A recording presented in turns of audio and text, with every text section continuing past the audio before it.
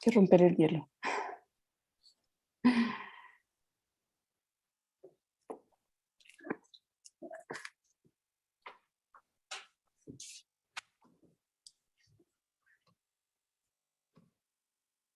Dale, Gaby, tú la ya, yo creo. No, y tenía, o sea, bueno, como que o sea, me parece que cuando leí ambos textos de ustedes, de Matías y Memo, que también son, claro, como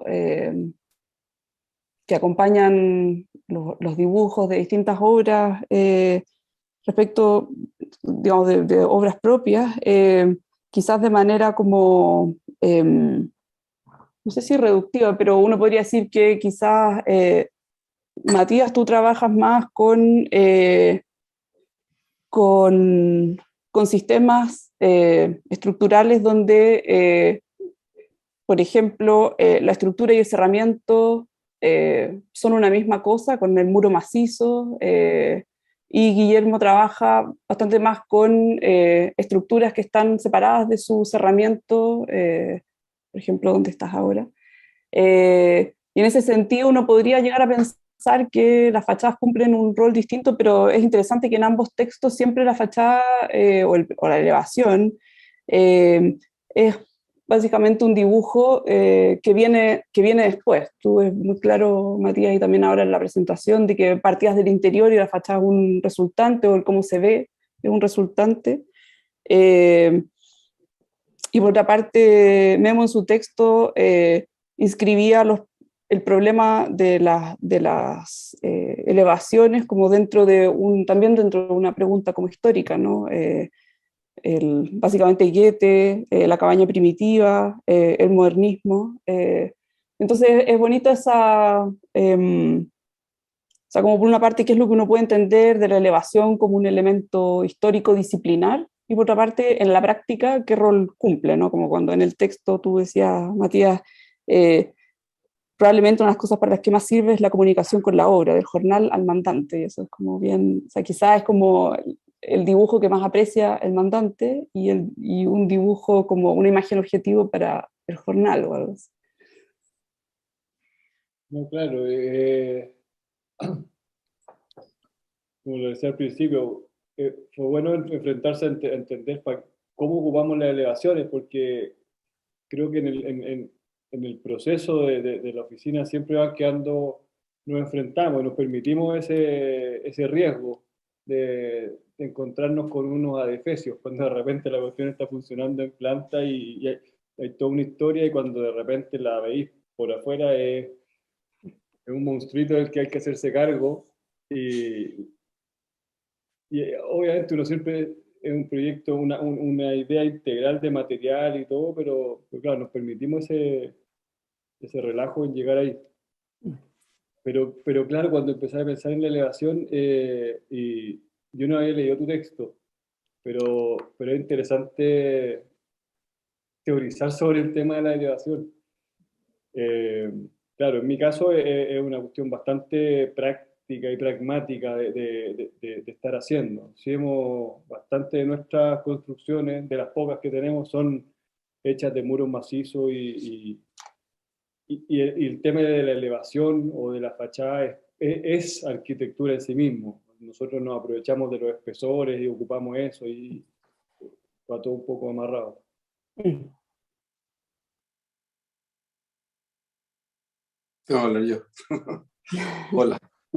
Hola Matías. Hola Gabriela, no lo había saludado así, formalmente. Sí, yo creo que en el texto que acompañé con los dibujos que presentamos a Prima, habían tres, pienso que pueden haber como tres clasificaciones o caminos, clasificar como para poder inventar un camino a proyectar una elevación. No digo que sea mi caso, pero sí como teóricamente, digamos. Te fijáis que uno era la elevación como lugar, que de alguna manera terminaba con eso y pienso, y hacía una analogía, digamos, un poco con tres autores modernistas, ¿no es cierto?, que marcaron el siglo XX y que de alguna manera todos los que estamos acá hemos sido machacadamente formados en ellos, digamos, ¿cachai? Es como que si los demás no, como que si otra arquitectura no existiera. Y claro, y ahí en la fachada como lugar pienso en Wright, ¿no es cierto?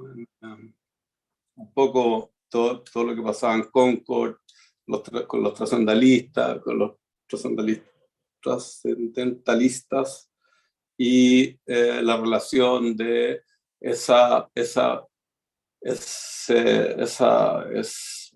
como ese espesor, como esa primera piel con la naturaleza, ¿no es cierto? Con la sombra, con la luz, con el poder estar, el poder ocupar, el poder cobijar, el alero, la terraza, el balcón, en fin. Creo que ahí hay de alguna manera un lindo tema como para nosotros que generalmente estamos haciendo muy pocas cosas en la ciudad, hemos tenido muy pocas oportunidades como generación de hacer cosas en la ciudad y nos hemos tenido que batir un poco yéndonos a, al paisaje, ¿no es cierto? Entonces, creo que ahí hay un camino de exploración en ese lugar que podría ser ese espesor de penumbra, de sombra, de cobijo, que no está temperado necesariamente, pero que tampoco está destemperado, ¿no es cierto? Y que hace que, bueno, en su mayor expresión, la Casa de la Cascada, Wright, que es un tremendo ejemplo. Y sobre todo con lo que pasaba con qué sé yo, Muir, con Soró, o sea, un poco la movida con Cort acompañando a esa nueva vida, ¿no es cierto? Esa vida en los bosques, como llamas. El segundo punto que voy a partir como de atrás para adelante con el texto que tenía, pero el segundo punto que me parecía interesante era tomar quizás lo que estamos más acostumbrados, o quizás lo que hemos copiado más, o quizás lo que nos sale como por las rutas neuronales automáticas, ¿no es cierto?, que es la fachada como principio, la fachada como declaración, la fachada como yo. Aquí está el arquitecto, aquí están las formas, acá están las leyes que nos inventamos, ¿no es cierto?, y que proponemos al resto para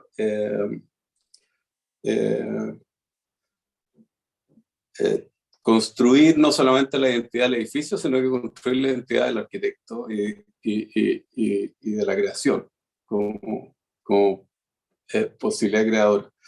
Yo creo que eso es Le Corbusier, sin duda. Y creo que en ese camino, el camino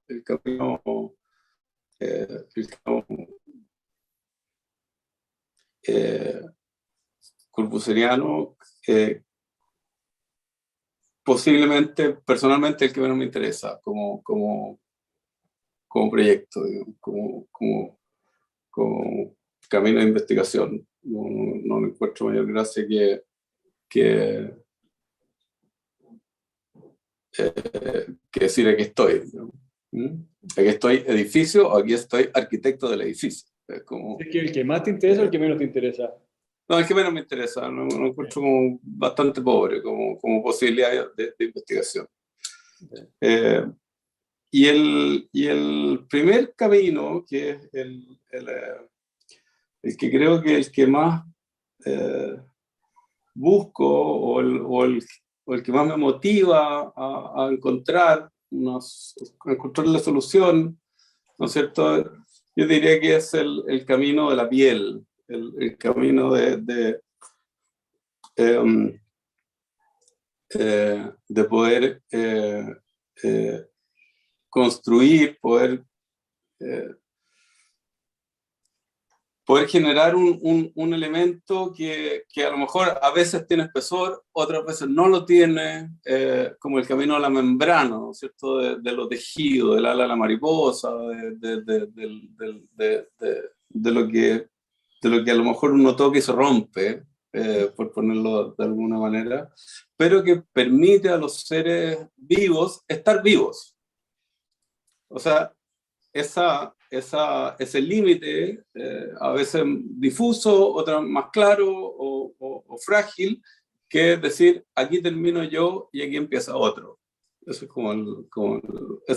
creo que es el camino que es un camino más de Goethe y todo el principio de la metamorfosis de las plantas y de los organismos vivos, digamos, ¿cachai? La movida de Weimar, y yo creo que de alguna manera representado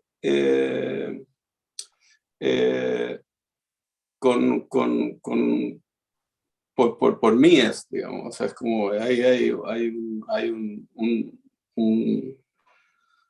un arquitecto que podría ser quizá el que el primero lo entendió. Este camino que tiene que ver con los organismos de la naturaleza, con los organismos vivos, con esta membrana que nos permite existir. Sin esa membrana no existimos.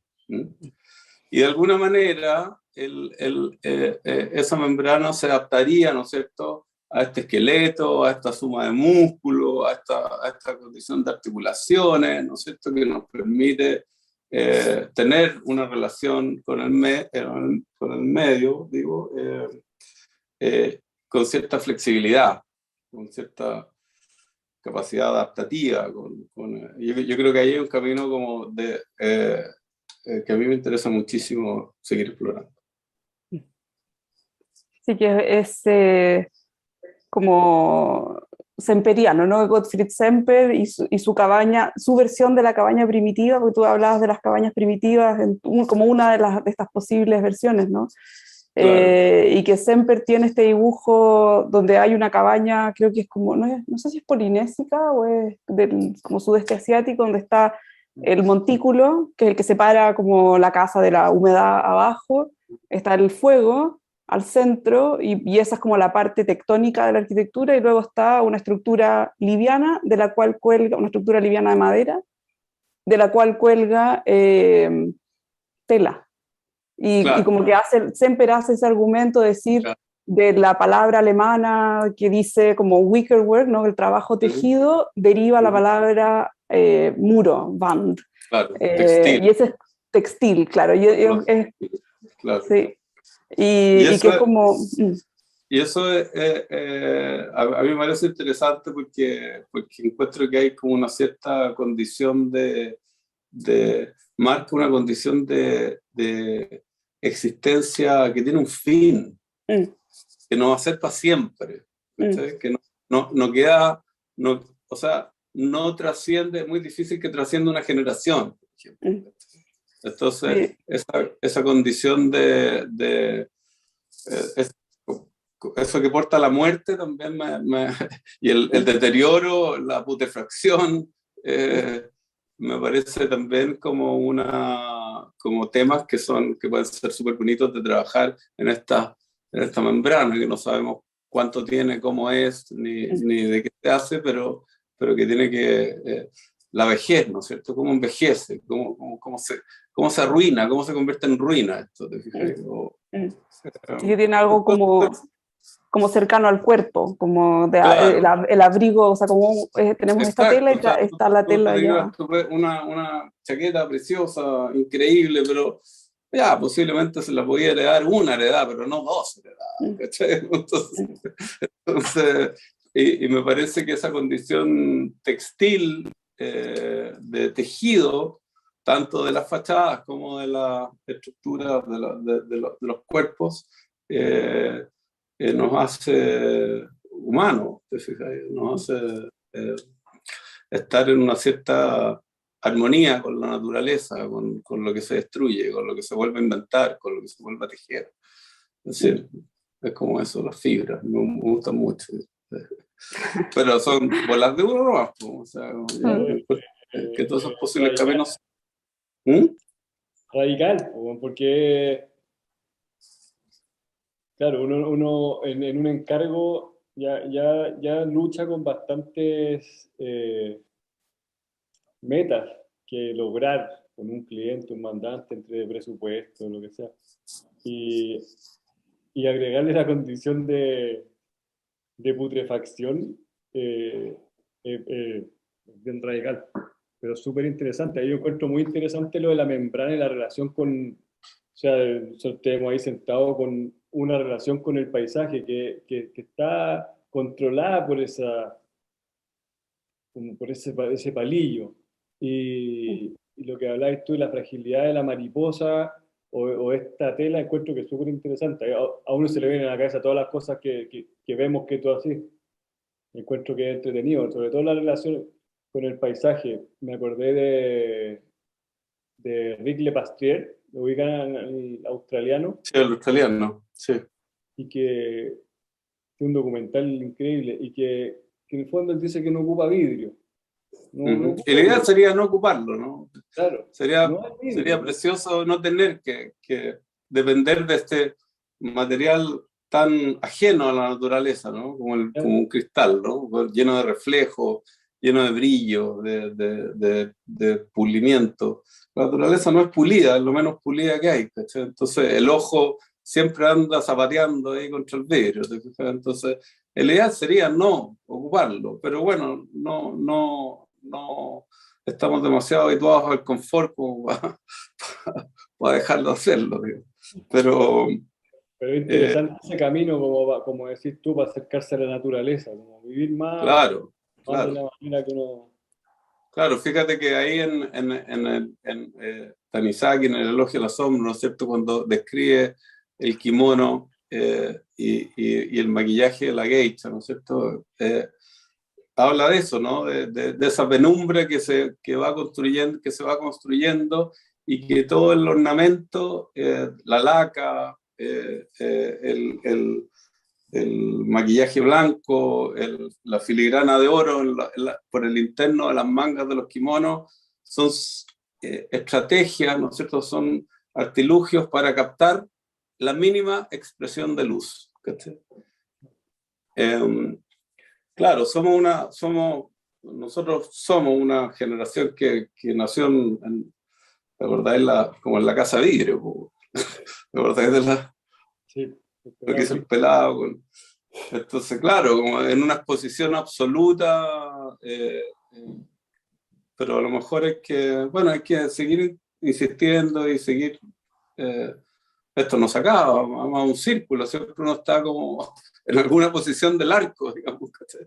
Entonces, eh, yo encuentro que es interesante, claro, a mí me pega bastante lo de la presencia y un poco creo que el segundo texto que si tú Le Corbusier es como, nosotros no estamos acá para aparecer, ojalá para desaparecer, ojalá para claro, hacer lo que hagamos para que funcione, y funcione tan bien que da lo mismo.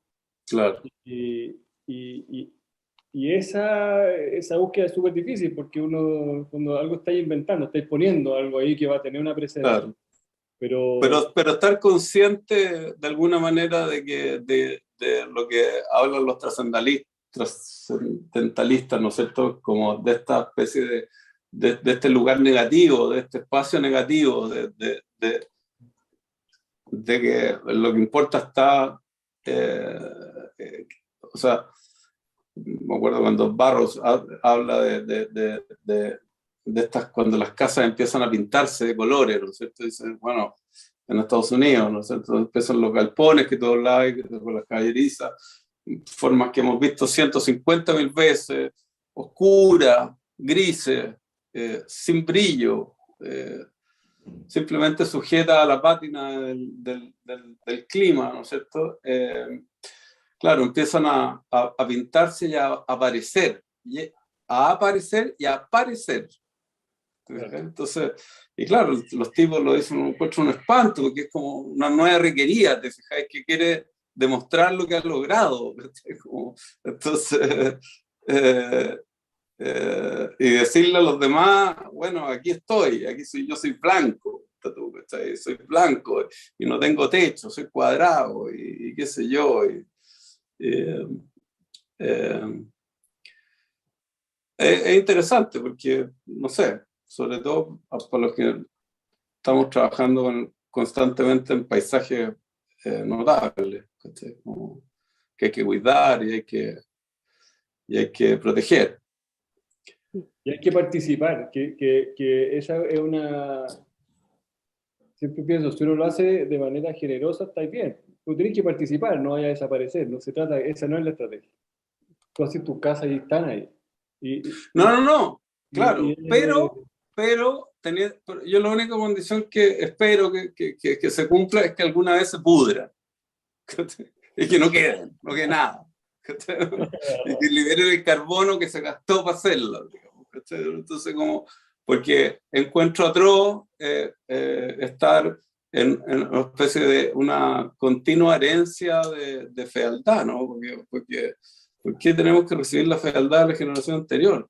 Si cada generación tiene que buscar lo suyo, ¿no? Entonces, no estoy de acuerdo con la arquitectura monumento, a eso voy.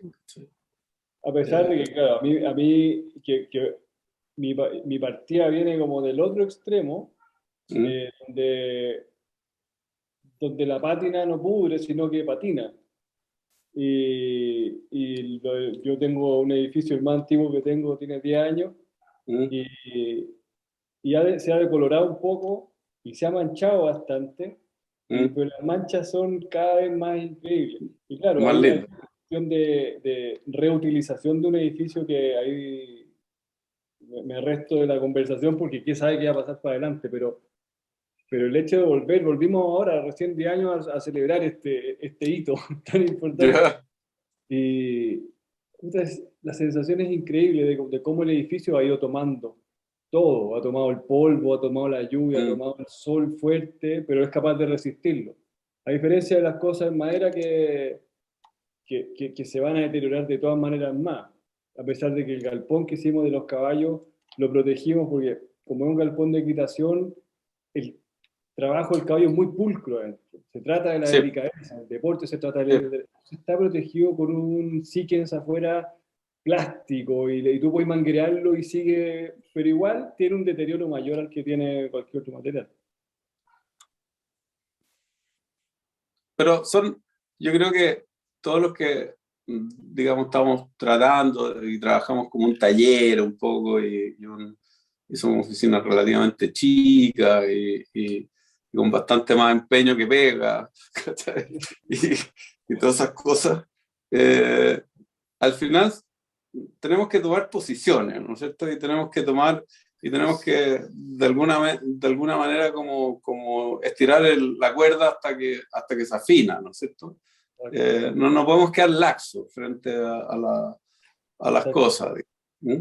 Menos estar revolviendo y cuestionando y pensando. Y por eso yo como amarro de nuevo con la invitación de la conversa que tuvimos con Pablo en la entrevista, todo fue súper entretenida porque nos saliendo cosas que yo no sabía que estaban ahí. Y encuentro que a mí pienso que un poco lo que decís tú son oficinas no tanto trabajo, pero mucha carga de trabajo. Estoy todo el día trabajando y los tiempos para pensar son, quizás no tanto. No sé cómo será en Chiloé. Capaz que allá tengáis más. No, sí, es más o menos lo mismo. Si donde uno esté, le da vuelta a la tuerca igual. Entonces, eh, es más o menos lo mismo. Si da lo mismo donde estemos.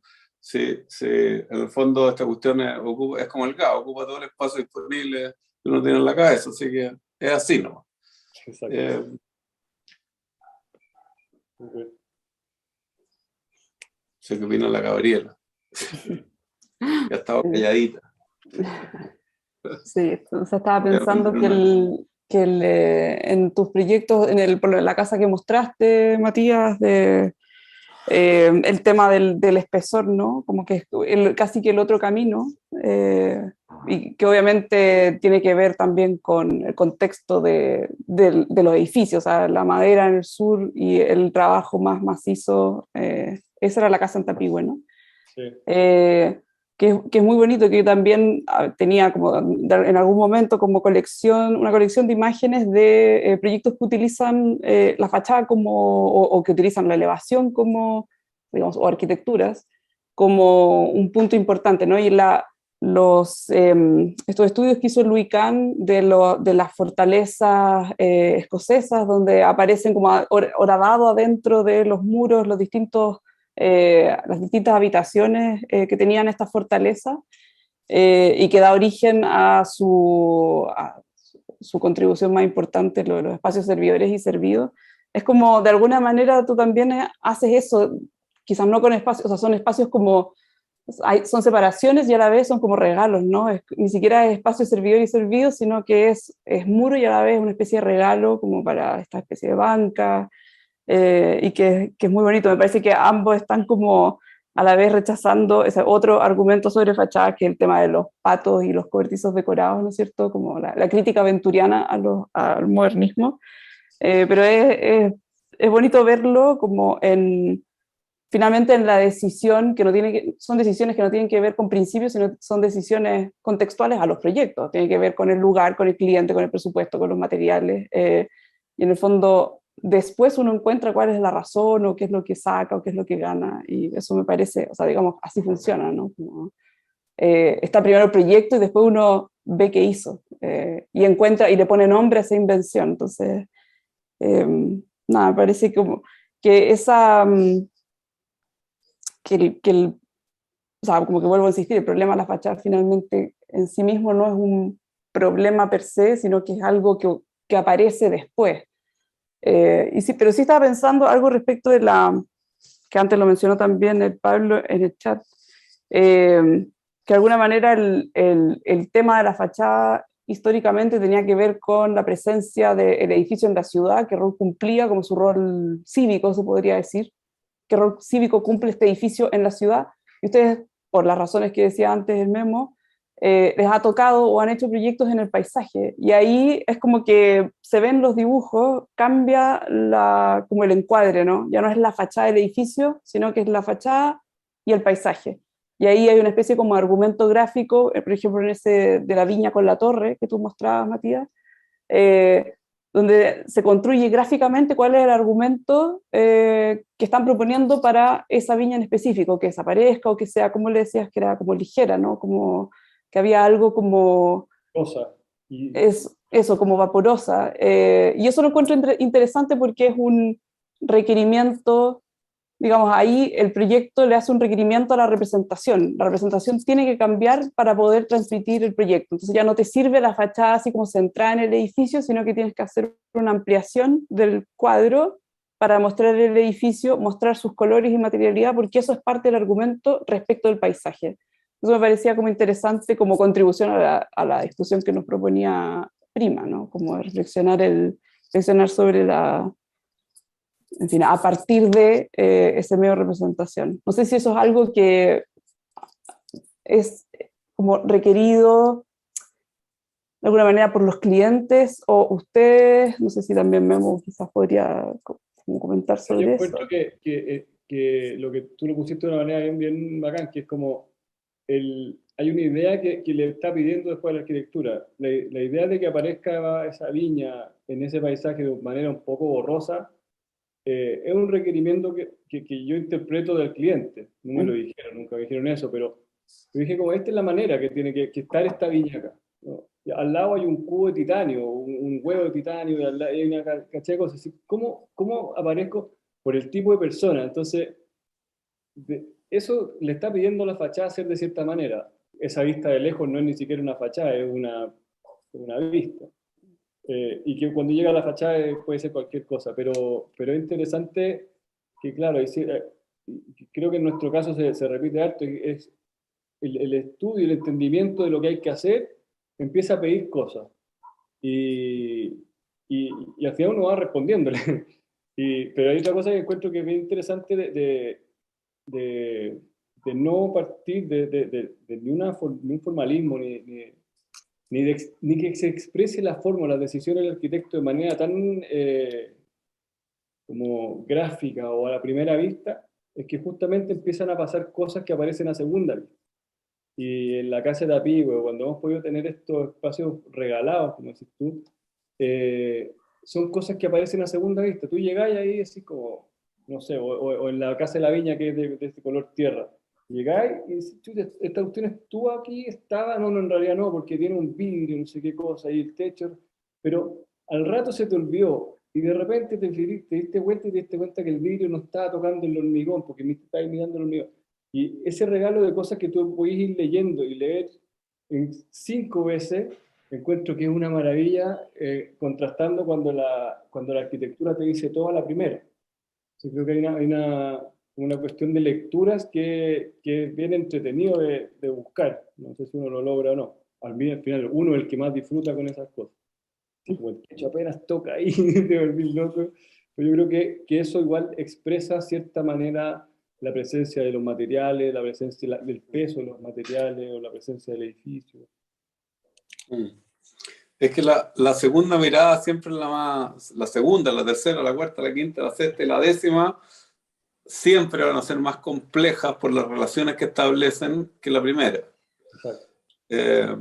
Y eso es fantástico porque en el fondo te deja en una condición de primera vez en cada una de las miradas, digamos, o sea, de descubrimiento, no me había fijado en esta cuestión, ¿te fijáis? Pero ¿por qué estoy confortable aquí? Porque resulta que no sé, hay una luz que se tiñe de dorado y el ojo anda bien, ¿cachai? O son cosas que requieren digamos, de ciertas decisiones que no están en la geometría, se escapan a la geometría, ¿no es cierto? Nosotros somos re buenos para la geometría, pues a eso nos dedicamos, entonces, y euclidiana va encima, entonces somos durangas para la geometría. Entonces, de repente cuando los materiales, cuando los rebotes, cuando los reflejos, cuando, qué sé yo, la sombra, empiezan a conversar, ¿no es cierto? Y te empiezan a decir, mira, pero ¿sabes qué? Es que en verano es distinto que en invierno, porque en invierno pasa esto, pero en verano cuando el sol se levanta, va a pasar este otro. ¿Cachai? Entonces, esa fachada que dibujamos alguna vez en los planos, para informar al constructor o al maestro, como tú decías, del jornal hasta el, qué sé yo, que la haga, ya deja de tener toda importancia. Porque no es imposible dibujar la parte fenomenológica como fenómeno natural, no como literario, del edificio, ¿no es cierto? O sea, ¿cómo hay a dibujar eso? ¿Cómo hay a expresar que a las 5 de la tarde la luz se doró? ¿Cachai? Claro. Es imposible. O sea, lo podía hacer viñetas, podía hacer fotos, pero jamás la voy a apuntar. No, no va a pasar, porque eso es lo bonito, que va a pasar con la naturaleza, va a pasar con el día. Claro. Va a pasar con la naturaleza, va a pasar con los ciclos de la naturaleza, va a pasar con la intemperie y también va a pasar con los años. Exacto. Y uno ahí tiene que ser capaz de, no te digo controlar, sino que posibilitar a que esos fenómenos ocurran. Jamás los vaya a poder controlar, jamás vaya a poder controlar cómo se patinó tu casa que tiene en Tapigüe, que cumple 10 años. Digo. No te lo habría imaginado jamás para dónde partió la cosa. No estoy controlando, no estoy preverlo. Pero a lo mejor en ese hormigón que estaba con cierto poro y con cierto cono, permitió que anidara tierra, partiera el moquito, partiera el hongo y pasaran cosas, ¿no es cierto? Entonces yo creo que eso es súper interesante, que hoy día estamos muy acostumbrados a ver las cosas como a la primera, ¿no es cierto? Y a juzgar a la primera y decir a la primera, esto es bueno, es malo, es lindo, feo, ¿cachai? No estamos acostumbrados a estamos muy poco, o generalmente todo el mundo está en el teléfono o no está en ninguna parte, pero se está poco, ¿cachai? Se contempla poco. Y yo creo que la actividad de la contemplación es una manera de poder entender lecturas que se van sucediendo o sucesivas lecturas de una misma cosa, digamos. ¿Te fijas? Sin Es la duda. única manera. Y yo creo que se suma una cosa porque yo conozco muy, muy amigo tuyo, a Juan Diego Santa Cruz. Me Sí. dice, no, es un diseñador, güey. Y yo creo que el diseño tiene también harto que decir en esa segunda mirada, y a mí me encanta, y es cuando tú de repente estás ahí parado, veis dos palos que están así, de repente te das cuenta y veis que el corte está bien hecho. Uh-huh. No lo viste a la primera, da lo mismo, no lo viste de lejos, estás sentado en esa silla, ¿cachaste? Y encuentro que, claro, por un lado está la pátina o la cosa que pase con el día, pero esa, la pega, la mano del arquitecto y del diseñador, cuando empieza a aparecer ahí de a poco en cosas así, encuentro que también es un lujo, porque eso no se desvanece, siempre va a aparecer, se va a empezar a pegar, pero tú ves como, aquí hubo un diseño, no me lo están gritando, No, lo pasé y lo claro, vi. claro, como la factura, cómo se resuelven cómo se resuelve esa geometría o se resuelve Tiene- ese esqueleto, o se resuelve esa obra, ¿no? Tienes que Creo colaborar que, para el número sobre detalles, que viene. claro, Maravilloso eh, detalle. claro, que ojalá no lo hubiera, porque los mejores detalles son los que no existen, digamos, pero o tratan de no robarse la película. Eh, pero sí hay una... Todas las cosas van... Yo creo que todas estas pequeñas decisiones como o la factura, o cómo se resuelve un encuentro un palo con el otro, decisiones bien de diseñador y bien de mueblista, bien de carpintero, o qué sé yo, o de un buen albañil, cómo llega un ladrillo a la esquina, qué sé yo, cómo se hace un buen moldaje, ponte tú, para que te quede un hormigón rico. Todas esas decisiones, al final, en estas sucesivas lecturas, se sienten. Sí, Y son importantes porque ayudan a la estabilidad anímica de quien vive ahí en la casa. ¿Cachai? totalmente, totalmente. Yo creo que nosotros hemos sido un poco prisioneros del no detalle, o sea, del detalle Mm. para solucionar, pero, pero yo le he tratado de pelear un poco a la autoría, que esto, yo no quiero aparecer, no sé, pero en el detalle, porque tú puedes resolver en unión de dos cosas como queráis, pero tú la vas a resolver.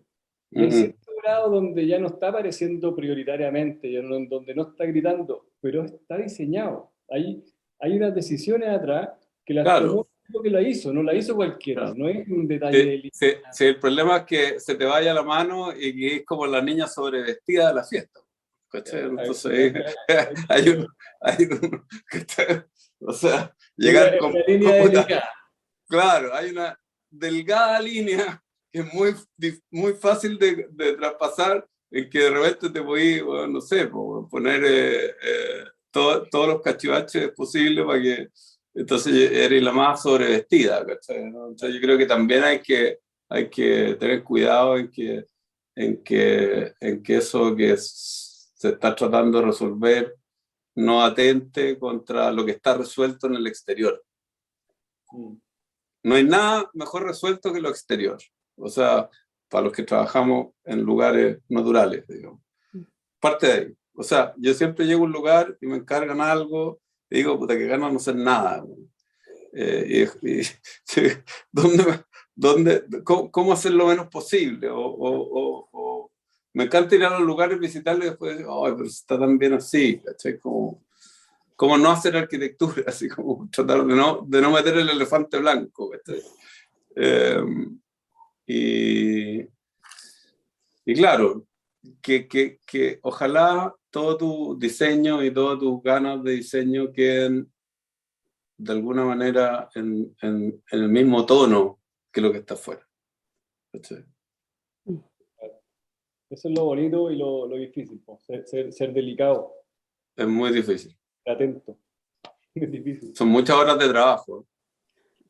Y sobre todo yo creo que a todos nos pasa, son muchas horas de observación. Yo creo que una de las grandes demandas de hoy día para los estudiantes, a lo mejor hay un montón de estudiantes que lo están viendo, te diría que el gran problema hoy día es de mirar lo que las cosas son y no lo que tú imaginas que son. Hace un tiempo atrás, unos años atrás, hice un taller en San Pedro de Atacama y el primer ejercicio fue hacerles dibujar a los estudiantes un algarrobo y un chañar. Y era un ejercicio que yo tenía pensado de una tarde, o sea, se hacía el encargo en la mañana y se corregía en la noche. Era un taller de viaje. Entonces, nos demoramos 5 días en que los estudiantes pudieran dibujar un algarrobo y un chañar. 5 días. Y no dibujaron un árbol. ¿Sí? Entonces, claro, si cualquiera puede dibujar un árbol, pero es distinto dibujar una especie definida, ¿te fijáis? Y tratar de ver sus potencialidades. Entonces yo creo que mientras ese ojo se eduque y se dilate y se le dé tiempo para que pasen estas sucesivas capas, como hablábamos en delante, yo creo que los proyectos siempre van a ser un poquito más complejos, un poquito mejores, un poquito más vivos, con más principios creativos, ¿cachai? Con más cuerpo. Y con más alma, por supuesto. Y la dejamos callada, ¿no? Me gustan los buenos para hablar. No sé si pregunta, a lo mejor no. ¿Era con preguntas? ¿Ah? Uy, se me escaparon unos garabatos. A ver, pues Matías. Sí, Armando, habían, no sé si Pablo quiere comentar algo. No, o sea, quiero dejarlo a usted. Había una pregunta, pero yo creo que tiene una cosa como... Voy a prender la cámara ya que me metieron aquí. Quizás como para ir cerrando también, en relación al tiempo. Como que me quedó dando vuelta una cosa de la elevación, o sea, de lo que se conversó, que normalmente uno pensaría que la elevación como que no sirve como herramienta de comunicación en la construcción, que es más como algo como gráfico de dibujo, que te permite como regular ciertas como proporciones, pero a veces uno pensaría que está como desvinculada de la etapa de construcción, pero creo que ambos lo han hablado como herramienta de comunicación con los jornales, con las personas como que trabajan en la obra. Eso como que no creo que sea tan obvio o no siempre suceda así. Me acuerdo que cuando le pedimos a Guillermo también elevaciones, como que trabajaba más Guillermo quizás como con dibujos tridimensionales, como la axonométrica, y la elevación tenía quizás como otro uso, o no era tan recurrente hacer elevaciones del edificio. Eso me pareció interesante de lo que se estaba como reflexionando. Sí, o sea, yo encuentro que uno puede hacer lo que puede hacer si lo puede comunicar. Y esa es la tremenda pega, una pega humana de lograr hacer una comunicación y la otra de transmitir con dibujo. Y nosotros ahora revisando para atrás, por esta publicación, claro, hay elevaciones que en ciertos minutos son una herramienta de comunicación y que es bien sintética, no te dice cómo construir, pero te dice qué hay, qué vaya a haber. Y a veces, claro, nosotros como hemos trabajado con materiales de algún modo experimentales, nada demasiado raro, pero no son tan de línea, entonces nos ayuda mucho para transmitir eso, transmitir en el fondo que cuando hemos hecho estos hormigones bien rugosos, que eso está bien. Y en un minuto traté de entender esta cuestión y es que cuando uno diseña y tenía estos diseños que los va a construir otra persona, generalmente, un grupo de personas que tienen una distancia, quizá una apreciación muy distinta de la belleza o de ciertas cosas. Entonces, la capacidad que uno tenga de transmitir, de trascender tu idea, no solo con dibujo, sino que es una idea de belleza, que tiene que ver con que si los muros quedaron manchados está bien, y que a mí me ha costado meses con el grupo de maestros decir, como no, está bien, tranquilo, pero cuídame el muro, no le dejes caer el chuzo, porque eso está terminado. Ese ejercicio es súper poderoso, porque si no lo lográis, el maestro te dice, como no, si después lo recorremos, jefe, después va a ir pintado. Entonces, hay una cuestión que en ese sentido creo que los dibujos y las elevaciones a nosotros nos han servido en ciertos aspectos para transmitir eso. Transmitir no solo la forma o las proporciones, sino que más ideas, que tú puedes ver, esta tumba se va a ver así, porque vamos a hacer estas otras cosas.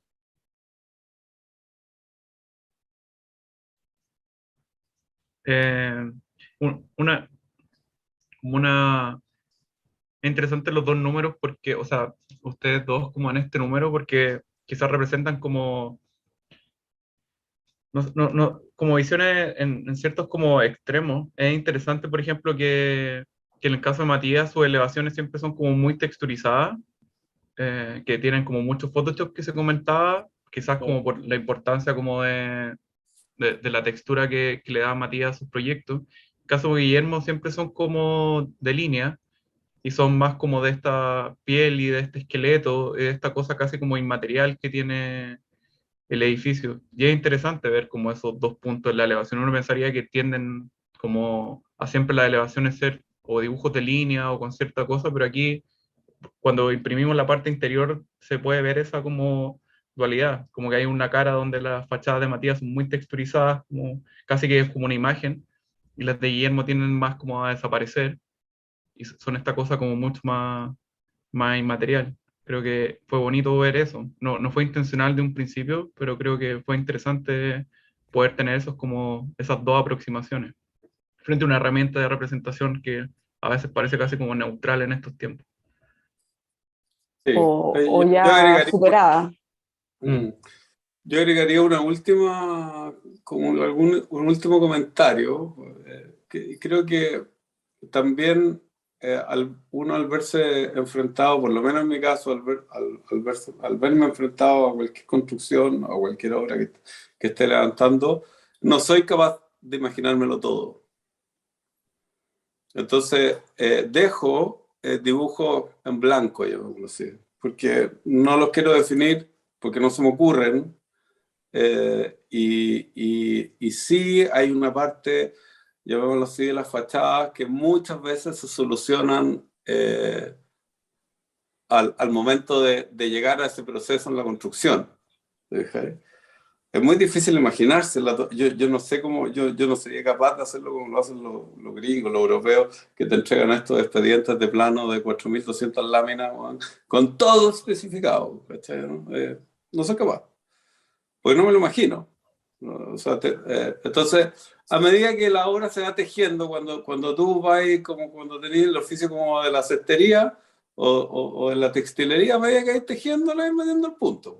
¿Cachai? Pero imaginarse el tapiz completo es muy difícil. Entonces, generalmente, sobre todo las cosas son más de línea y las líneas tienden a superponerse y a empastarse en los planos en los planos de proyectación. Entonces, ahí yo echo para atrás y digo, bueno, esto lo dejo para más rato. Por eso que de repente a lo mejor mis alegaciones son más vacías. Bueno, la Gaby también lo dice en su texto como, o sea, para cerrar, como lo de la elevación que parecía un proyecto como superado. Yo creo que es interesante la Gaby porque lo trata de traer de vuelta con el ejemplo que pone del edificio, sino que el Cruz del Sur, ¿cierto? El manantial. El manantial es de Izquierda León, bueno, también el Cruz del Sur. Como que también creo que hace ese como esa como pregunta de si está superado todavía hay proyectos en la fachada y creo que lo relaciona como con elementos tecnológicos que yo creo que eso también es interesante en relación a esta época, como lo que le pone la Gaby, como decir, quizás como que es más un artefacto, digamos, que, pero o sea, lo estoy poniendo en mis palabras, no sé si... O sea, lo interesante, según, o sea, más allá de la función como comunicativa que puede tener una fachada, o incluso el dibujo de la fachada, finalmente es ese elemento el que tiene que hacer, el que cumple todo el rol de mediar un exterior donde la naturaleza, donde llueve, hace frío, hace calor, y un interior que tiene que producir un cierto confort. Entonces ahí recae, bueno, buena parte del presupuesto, buena parte, no en la fachada, sino que en el corte probablemente, o en el detalle de el espesor de esa fachada. Entonces, sí, era una invitación a mirar Claro, como el otro ángulo. llegado al extremo de un edificio con muro cortina, ¿no? Que no hay Claro, fachada. claro. Porque está la cantidad de máquinas que están haciendo el clima que importa poco. Mm.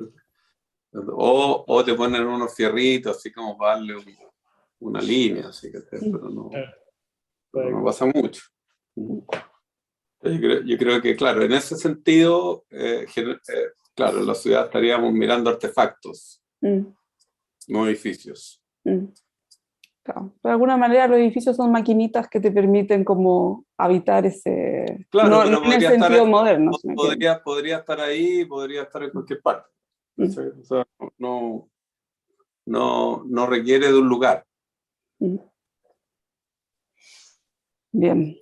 Creo que tienes que hacer tú, Pablo, el cierre. Ya apareciste, así que tú tienes que hacer el cierre. Estaba enmarcando ahí, volviste Sí, para me atrás. pone en problema, Gaby. Ok, voy a No, hacer no me voy entonces. a agradecer a mí misma por haber venido. No, yo aprovecho como de agradecerle a usted, lo iba a hacer por interno, pero ya que me descubrieron, agradecer a Matías, a Guillermo y a la Gaby.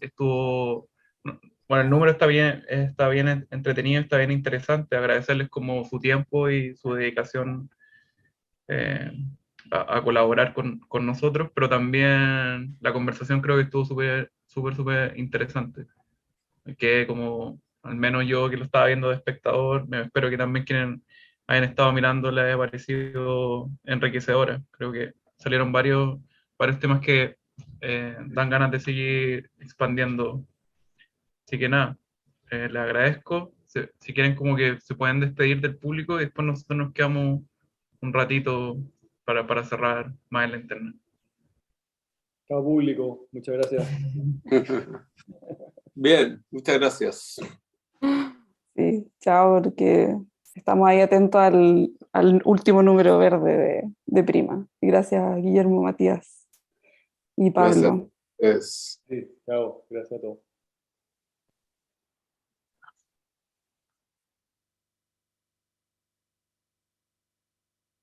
No caché, Pablo, nos quedamos, nos vamos.